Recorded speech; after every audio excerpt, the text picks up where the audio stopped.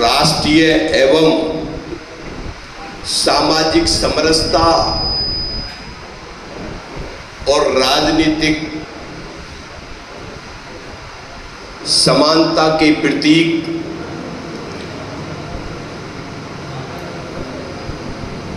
प्रमुख शिक्षाविद, प्रथम कानून मंत्री, प्रमुख अर्थशास्त्री और न जाने कितनी विद्याओं का ज्ञान रखने वाले अगर मैं अभी से व्याख्यान करने लगूं तो शायद दिन निकल आएगा, उनकी व्याख्यान का समापन नहीं हो पाएगा। ऐसे अपने भारत रत्न, भारत के संविधान निर्माता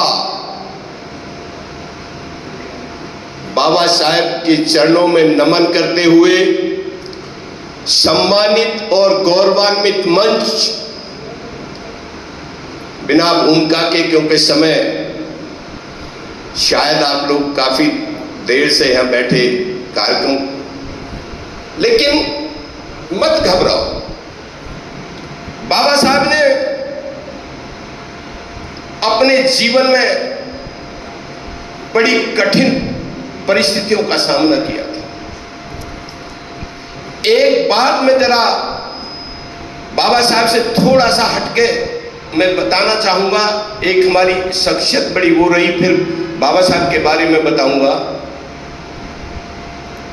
13 अप्रैल जो कल अभी हमारा गया है, 13 अप्रैल 1919 बैसाखी का त्योहार हिंदुस्तान के कोने कोने में बड़े धूमधाम और हर्षोल्लास के साथ मनाया जा रहा था। आपने जलियांवाला बाग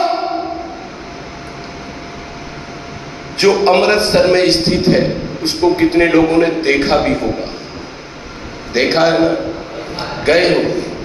13 अप्रैल 1919 बैसाखी का त्योहार हिंदुस्तान के कोने कोने में बड़े धूमधाम और हर्षोल्लास के साथ मनाया जा रहा था। जब अपने हिंदुस्तानी गुलामी से ऊब चुके थे, गुलामी से अलग हटकर आजादी की सांस में जीना चाहते थे, तभी अपने एक हिंदुस्तानियों के मन में एक जिज्ञासा पैदा हुई कि हमें देश को गुलामी से हटाना है, आजाद होना है। बेचारे निहत्ते हिंदुस्तानी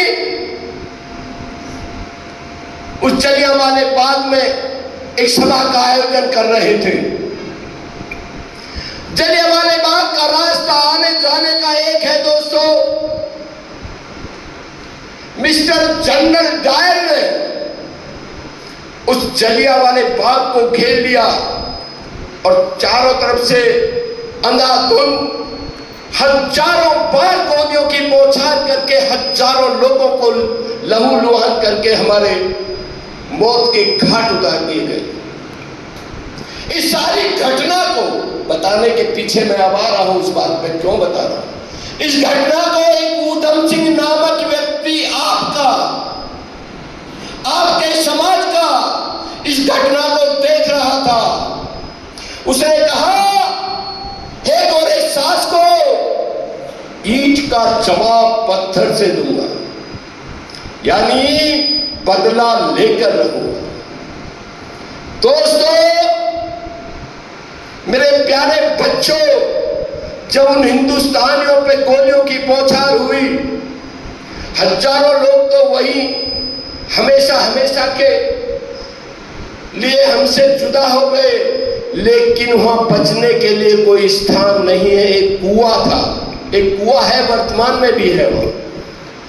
जब बेचारे हिंदुस्तानी उस कुएं में जान बचाने को छिपे तो 124 लोग उसमें भी जान छिपाने के चक्कर में हमेशा के लिए जुदा हो गए।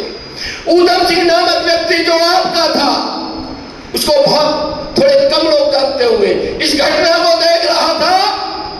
उसने कहा, है गोरे सास को मैं ईंट का जवाब पत्थर से दूंगा, और उसे इंग्लैंड में जाकर वहां की महिलाओं से दोस्ती कर, परिवार में दोस्ती कर, पिस्टल को भी कैसे ले गया और कहां पे मिस्टर जनरल डायर को गोलियों की बौछार करके हमेशा हमेशा के लिए मौत की घाट उतार दिया। वो भी आपका ही बच्चा था, इसलिए मैं इस घटना को बता रहा हूं। दोस्तों, 3 मंथ आपने देखा होगा, एक बात अभी चर्चा हो रही थी, मैं अभी एक कार्यक्रम में था जॉर्जिया में, बहुत अच्छा भव्य कार्यक्रम हो रहा है कि भाई संगठन को चलाने वाला व्यक्ति या संगठित करने वाला व्यक्ति कोई ना कोई उसकी आलोचना जरूर करता है। और मैं हमेशा कहता हूं कि अच्छाई बिना बुराई के प्रकट नहीं होती। आलोचना भी बहुत जरूरी है, लेकिन उसकी प्रतिशत थोड़ा कम होना चाहिए। आल पिन आपने देखी होगी, आल पिन एक छोटी सी पिन होती है, लेकिन जब कागजों में चुभती है ना, उसको संगठित करने के लिए, तो पहले वो कागजों में चुभती है और फिर सबको संगठित करती है। इसीलिए जो व्यक्ति मृत्युंजय जी या पुष्पेंद्र जी अगर ये आपको भी संगठित कर रहे होंगे तो कहीं ना कहीं किसी ना किसी को थोड़ा बहुत बुरा भी लगा होगा। मत घबराना, हमेशा सोने की शुद्धता की ही जांच होती है, परख की जाती है, कोयले की काली की नहीं की जाती। तो इसलिए संगठित रहना। और बाबा साहब ने 3 मंत्र दिए थे, शिक्षित बनो, संगठित रहो, संघर्ष करो। शिक्षा जिस परिस्थिति से आप गुजर रहे हैं, शिक्षा वह शेरनी का दूध है जिसको जितना पिएगा उतना ही दौड़ेगा। शिक्षा वह शेरनी का दूध है जिसको जितना पिएगा उतना ही दौड़ेगा। और तुम में से ही पता नहीं कौन प्रधानमंत्री बन जाए, कौन आईएएस बन जाए, कौन आईपीएस बन जाए। आपके भविष्य मेरे समक्ष बैठे हुए। तो शिक्षा को जितना ग्रहण करो उतना करना चाहिए। धन कई प्रकार के होते हैं, विद्या धन एक है, काला धन है, रुपया पैसा धन है। सारे धन चोरी किए जा सकते हैं, भाई बहन में बंटवारा हो सकता है, लेकिन शिक्षा धन एक ऐसा धन है जिसको जितना ग्रहण करोगे, जितना खर्च करोगे, वो उतना ही बढ़ेगा, घटेगा नहीं। तो बच्चों, शिक्षा अधिक से अधिक प्राप्त करना, ऐसे पात्र बनना, ऐसे लायक बनना, माँ बाप का नाम रोशन करने के बाद समाज का भी नाम रोशन हो। संगठित रहना, दूसरा पॉइंट है संगठित रहो। संगठित रहने का मतलब, मैं एक उदाहरण देता हूं, एक अंगूर वाले का ही उदाहरण देता हूं कि अंगूर ठेली पर थे, खुले में अंगूर थे, कुछ गुच्छे में अंगूर थे। मैंने कहा क्या भाव है भाई? तो बोला बाबूजी, जो एक खुले हुए अंगूर है ये तो 100 रुपए किलो है, और जो गुच्छे में बंधे हुए अंगूर हैं वो 200 रुपए किलो। मैंने कहा इतना अंतर क्यों? तो बोला बाबूजी, अंगूर तो खुले भी वही है, गुच्छे वाले भी वही हैं, फर्क केवल इतना है ये संगठित नहीं रह पाए, इसलिए इनकी कीमत आधी रह गई, और जो संगठित हो गए उनकी कीमत दुगनी हो गई। तो बच्चों, संगठित रहना, हमेशा कीमत दुगनी करना। झाड़ू हमेशा जब लगाई जाती है तो स्वच्छता का प्रतीक कहलाती है, लेकिन अगर वो भी बिखर जाए ना तो डस्टबिन में डाली जाती है। यानी संगठित नहीं रह पाई ना, इकट्ठी नहीं रह पाई, उसको उसमें डाल दिया जाता है। और ज्यादा बड़ा उदाहरण देखना है तो मधुमक्खियों के छत्ते को छेड़ कर देख लेना जरा, आपको संगठन के बारे में पता चल जाएगा कैसा संगठन होता है। शिक्षित बनो, शिक्षित रहो, संघर्ष करो।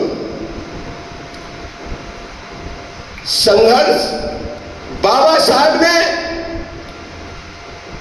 जब शिक्षा ग्रहण कर रहे थे,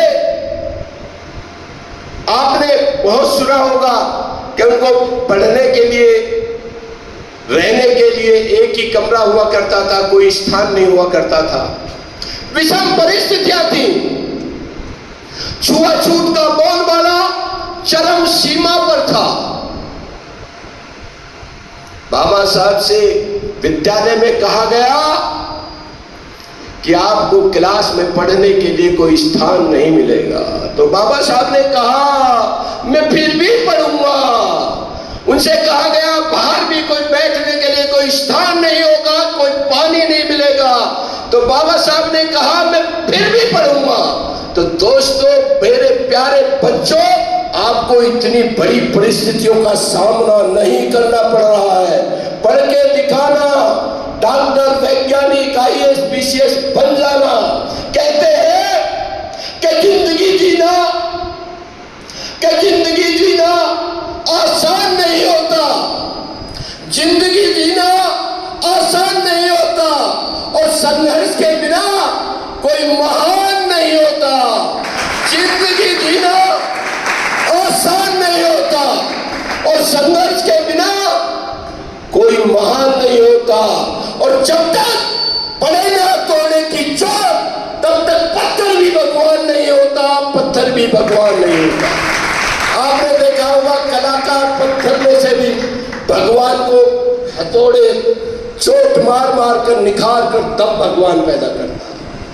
और यूं तो होते हैं सभी आदमी, पर है वही आदमी दो आदमी के काम आए आदमी।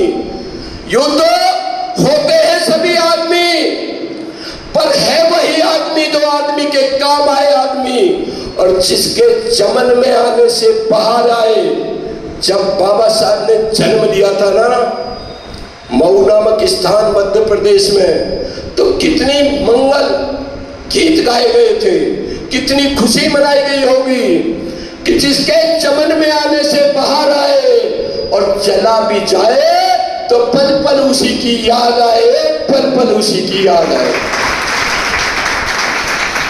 तीसरा सूत्र था संघर्ष करो। संघर्ष करने का मतलब ये नहीं है कि आपस में वाद विवाद करो, लड़ाई करो, झगड़ा करो। संघर्ष करने का मतलब ये है कि अगर आपको कहीं विधानसभा के लिए लड़ना हो तो लड़ो, MP के लिए लड़ना हो तो लड़ो, IAS के लिए बनने के लिए कहीं लड़ाई लड़नी हो तो लड़ो। खान पान वाद विवाद के चक्कर में मत पड़ जाना, क्योंकि अक्सर लोग ऐसे होते हैं। एक बार सर के नेतृत्व में, रमेश जी के नेतृत्व में 2011 में अंबेडकर जयंती का कार्यक्रम अल्फा 1 आपकी झोपड़ी से प्रारंभ किया था DM साहब ने। तो अगले वर्ष हम लोग उस कार्यक्रम में शायद खाने के पीछे लड़ाई हो गई, मंच पे संभालते संभालते हम परेशान हो गए। तो थोड़ा सा दिमाग को विकसित करो। अगर एक दिन हमें खाना नहीं मिलेगा तो क्या होगा? तो ऐसी लड़ाई आपस में मत लड़ना। एक उदाहरण और ऐसा दूंगा मैं आपको। इच्छाओं का थोड़ा सा कमी रखना चाहिए। कैसे? एक बार एक राजा के दरबार में एक क्षत्रिय को फांसी की सजा बोलती जाती है और उससे दूसरे क्षत्रिय से कहा गया कि जाइए उससे पूछिए क्या उनकी क्या खाने पीने की इच्छा है। तो क्षत्रिय ने उनसे कहा कि आप बताइए, आपका फांसी का समय आ गया है, आपकी खाने पीने की क्या इच्छा है? तो उसने कहा, मेरा अर्थ समझना, भाई फांसी लगने जा रही थी। तो उसने कहा, महाराज से कह दो कि मेरी अब कोई अंतिम इच्छा नहीं है, यही मेरी अंतिम इच्छा है। यानी मेरी अब कोई इच्छा नहीं है यही मेरी अंतिम इच्छा है। संतरी ने जाके महाराज से बताया, महाराज ने उसको तुरंत फांसी से बहाल कर दिया। करे जो आदमी मरते समय तक, क्योंकि हम लोग मरते समय तक भी तो इच्छाओं को रखते हैं ना, तो इसलिए थोड़ा इच्छाओं पे कंट्रोल, पढ़ाई पे थोड़ा ध्यान विशेष देना, और हर बार ये कार्यक्रम में, अभी मैं सुबह से मैं भी कई कार्यक्रम में आप जैसा छोटा सा स्टूडेंट में भी रहा हूँ, हॉस्टल में भी रहा हूँ, बुलंदशहर अनेक कार्यक्रमों में जाना पड़ता है।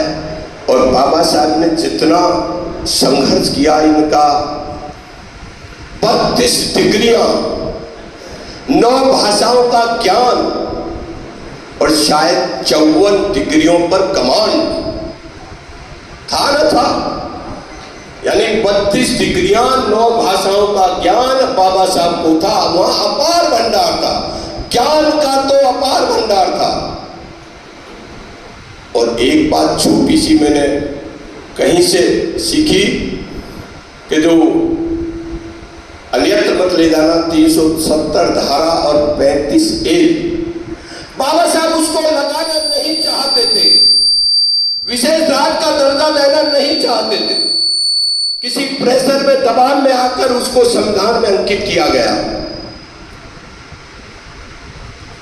और माननीय मोदी जी ने, पार्टी वादी में मत समझना उसको, माननीय मोदी जी ने एक झटके में उसको समाप्त करके बाबा साहब के सपने को साकार कर दिया। ऐसा नहीं है कि कोई भी सरकार काम नहीं करती, सब सरकारें कहीं ना कहीं, अलीपुर में बना दिया। अभी एक मैं रविदास विश्व महापीठ का राष्ट्रीय प्रवक्ता हूँ, सागर में मध्य प्रदेश में गया, गुजरात गया, मध्य प्रदेश में सागर में आप लोगों ने सुना होगा, ऐसा विशाल मंदिर बन रहा है 101 करोड़ रुपए की लागत से, कि उसमें पढ़ने की व्यवस्था, शोध संस्थान, लाइब्रेरी, हॉस्पिटल, सारी व्यवस्था है। देश का क्या, बल्कि विदेशों में उसका नाम होगा उस मंदिर का। गुरु रविदास का मंदिर, ऐसा भव्य मंदिर बनने जा रहा है।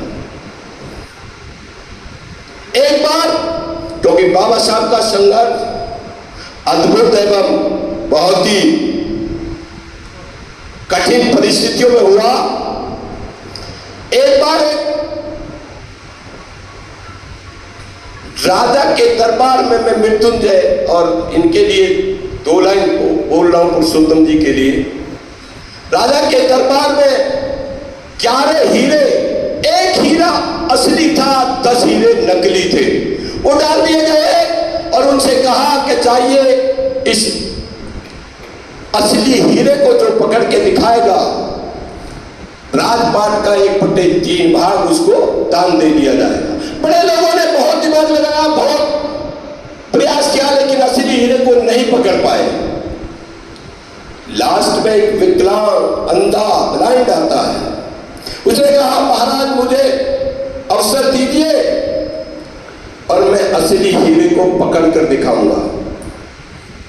खैर उसको अवसर दिया, जल्दी कर रहा हूं थोड़ा, अवसर दिया और उसने असली हीरे को पकड़ के राजा महाराज को सौंप दिया। राजा साहब को, राजा साहब ने कहा चाहे तुमको 1/3 भाग को दान दे दिया गया, लेकिन ये बताओ असली हीरे को पकड़ा कैसे? तो अंधे ने उत्तर दिया महाराज, नकली हीरे की तासीर गर्म होती है और असली हीरे की तासीर शीतल होती है। मृत्युंजय जी बहुत शीतल है, असली हीरा है। ये हर बार कार्यक्रम कराते हैं, हर बार करते रहते हैं। बहुत बहुत धन्यवाद आपको सभी को। 135वीं जन्म जयंती के शुभ अवसर पर आपको ढेर सारी बधाई एवं शुभकामनाएं। 134 साल चर्चा कर रहे हैं आपस में, 134 साल हो गए 135वीं वर्षगांठ की, आपको ढेर सारी बधाई। और आप इतने अच्छे कार्यक्रम में आए, बहुत देर से सुन रहे, सबको ताली बजाई, मैडम को भी, मुझे भी, आपको भी, आपको भी। लेकिन आप भी इतने, ऐसी एक शख्सियत, केवल बाबा साहब ही ऐसी शख्सियत है जिसकी देश में ही नहीं बल्कि विदेश में भी जयंती मनाई जाती है, यानी विश्व स्तर पर जयंती मनाई जाती है। ऐसी शख्सियत है, उस शख्सियत की जन्म जयंती के शुभ अवसर पर आप एकत्रित हुए। आपने भी बहुत अच्छा कार्य किया। आप अपने लिए भी जोरदार तालियां बजा लीजिए कि आपने बहुत अच्छा कार्य किया। Doctor B R Ambedkar, doctor B R Ambedkar, doctor B R Ambedkar. जब तक सूरज चांद रहेगा, जब तक सूरज चांद रहेगा। पिछली बार कार्यक्रम में जब आते थे तो बहुत जोर से बोलते थे आवाज। अब भी इतने छात्र हैं, क्या वार्डन सर ने या इन्होंने कुछ खाने में कंजूसी कर रखी है क्या? नहीं, तो बोलो जब तक सूरज चांद रहेगा, जब तक सूरज चांद रहेगा। जय भीम, जय भारत। आपका बहुत बहुत धन्यवाद, आपने बड़े धैर्य से सुना। और अभी भी मुझे पिलखुआ जाना है, मेरी देवती का भी जन्मदिन भी है और एक कार्यक्रम में और जाना, अल्फा में भी कार्यक्रम चल रहा। आपका बहुत बहुत धन्यवाद। जय भीम, जय भारत। सर का भी बहुत बहुत धन्यवाद।